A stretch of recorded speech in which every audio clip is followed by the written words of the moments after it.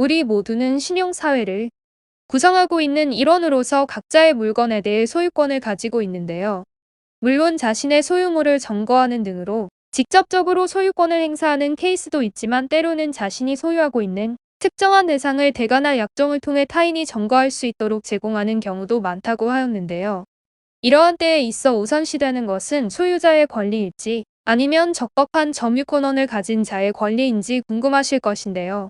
그 답은 권리행사방해죄에 있습니다. 아무리 본인에게 소유권이 있는 재화나 부동산이라 할지라도 타인이 합법적으로 점거하고 있는 상황에서 본인의 목적 달성을 위해 점거자의 권리 행사를 방해했다면 이는 처벌의 대상이 된다 하였습니다. 권리행사방해죄라는 죄목하에 법적 제재를 받게 되는 것이 일반적이라 하는데요. 형법에서 규정하고 있는 이 죄는 타인의 점유나 권리의 목적이 된 본인의 물건이나 기록 등을 은닉하거나 파손하였고 이것이 점유자의 사용 방해로 이어졌다면 일정한 처벌을 받는 것으로 명시하고 있다고 하였습니다. 이렇게 본인에게 소유권이 있는 물건이었다고 해도 이를 점유하고 있는 자가 적법한 점유권이 있음에도 소유자로 인해 권리행사를 방해당했다면 5년 이하의 징역 내지는 700만 원 이하의 벌금형에 처할 수 있다 하였는데요. 보통 이와 관련한 케이스에서 흔히 떠올릴 수 있는 목적물에는 부동산의 소유자와 유치권이나 질권 그리고 임차권 등을 행사하며 이를 점유하고 있는 자 사이의 권리행사방해죄 사건이 자주 발생하고 있다고 하였습니다. 그렇다면 명확하게 어떠한 행위가 점유자의 권리 발동의 회방을 놓는 행위가 되는 것일까요? 법적으로 특정한 죄목으로 처벌까지 이르기 위해서는 해당 행위가 범죄로서 구성 요건 해당성이 있어야 한다고 하였습니다. 이때 권리행사방해죄에서는 세 가지의 유형으로 나타난다고 하였는데요. 취거와 은닉 그리고 손괴입니다. 취거는 적법한 점유자의 의사에 반하여 본인이나 제3자로 점유 상태를 이동시키는 경우를 말한다 하였는데요. 은닉은 익히 들어보셨던 뜻과 동일하게 해당 대상을 깊이 숨겨 점유자가 발견하지 못하도록 하는 행위라 하였습니다. 요즘 손괴라는 말도 언론에서 많이 다루는 것을 알 수 있다 하였는데요. 재물 손괴죄에서 많이 들어보셨을 이 단어는 대상물을 훼손시키거나 목적에 맞게 쓰이지 못하도록 하는 행동을 뜻하게 되는데요. 무엇보다 중요한 것은 이 죄는 타인의 권리가 실제 방해되는 결과가 있어야만 성립되는 점이 아니라는 것이라 하였습니다.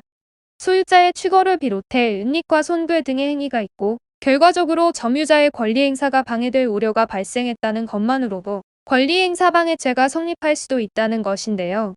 오랜 시간 본인 명의의 상가 주택 건물을 세놓고 있었던 김 씨의 케이스를 살펴보겠습니다. 해당 집주인은 해당 건물을 오랜 시간 소유하며 세를 놓고 있었던 만큼 세입자들과의 사이도 돈독했다 하였는데요. 하지만 유독 한 호실을 지저분하게 쓰는 특정 세입자 이 씨로 인한 주변 세입자들의 민원과 조기 퇴실이 이어지면서 경제적인 피해가 막심했다고 합니다. 심지어 해당 세입자는 몇 달 동안 월세 역시 내지 못하고 있는 상황이었기에 김 씨는 더 이상 임대차 관계를 지속하지 않기로 마음먹었는데요. 하지만 당장 갈 곳을 찾지 못했던 세입자였기에 김 씨의 퇴거 요구에 응하지 않았다고 합니다. 오히려 임대료는 내지 않으면서도 기세등등하게 호실을 점유하고 있는 이 씨의 분개한 집주인은 이 씨가 해당 호실에서 영업을 하지 못하도록 유입되는 전기를 차단해 버렸다고 하는데요. 물론 김 씨의 사정 역시 이해가 가지 않는 바는 아니었으나 결국 소유자인 김 씨와 이 씨의 임대계약은 여전히 기간이 남아있었기에 권리행사방해죄로 처벌을 받는 것은 김 씨였습니다. 아무리 해당 건물의 소유자가 김 씨라 할지라도 여전히 점유의 권리는 이 씨에게 있기 때문에 이러한 김 씨의 행위는 범죄라고 볼 수밖에 없는 상황이라 하는데요. 생각보다 많은 분들이 단순히 본인의 소유 관계에 있다는 사실만으로 타인의 점유권 행사를 방해하고 있기에 이러한 범죄가 성립하는 경우도 드물지 않다고 할 수 있다 하였습니다. 오히려 자신이 소유하지 않은 물건을 취하거나 은닉 혹은 손괴했다면 이와 같은 권리행사방해죄가 성립한다고는 볼 수 있다 하였습니다. 다만 이러한 경우 오히려 타인의 물건을 적법하지 못하게 취한 만큼 또 다른 죄목인 절도죄에 해당할 수 있다 하였는데요. 이렇게 소유권이 없는 물건에 대해 취거 내지는 은닉 등의 행위가 일어났다면 이는 사안에 따라 강제집행면탈죄나 절도죄 등으로 처벌받을 수 있는 만큼 그에 대한 응당한 대가를 치러야 할 것이라 하였습니다. 참고로 강제집행면탈의 경우 3년 이하의 징역 내지는 1천만 원 이하의 벌금형에 처해지는데요. 심지어 절도죄는 6년 이하의 징역 혹은 1천만 원 이하의 벌금형을 각오해야 하는 만큼 그 형벌이 결코 경하다고 할 수 있습니다. 따라서 무엇보다 특정한 행위에 있어서 객관적인 사실관계의 파악과 함께 체계적인 대응이 반드시 요구되는 상황이라 하였는데요. 요즘 어려운 경제 상황으로 인해 부동산을 두고 임대차 지위에서 이러한 죄가 빈번하게 발생하는 만큼 결코 타인의 일만이라고는 볼 수 없을 것이라 하였습니다. 이렇게 권리행사 방해죄에 연루된 상황이라면 우선 구체적인 행동 사실과 함께 피해자와 가해자 사이의 관계 역시 면밀하게 살펴봐야 한다 하였습니다. 물건의 소유권과 행동 사실에 따라서도 적용되는 죄목이 달라질 수 있지만 피해자와 가해자 사이의 관계 역시도 처벌에 큰 영향을 미치게 된다 하였는데요. 양측에 가까운 친척 관계에 있다면 차이나지 않는다면 일부건의 경우 친족상도례를 적용하여 처벌을 면할 수도 있기 때문이라 하였습니다.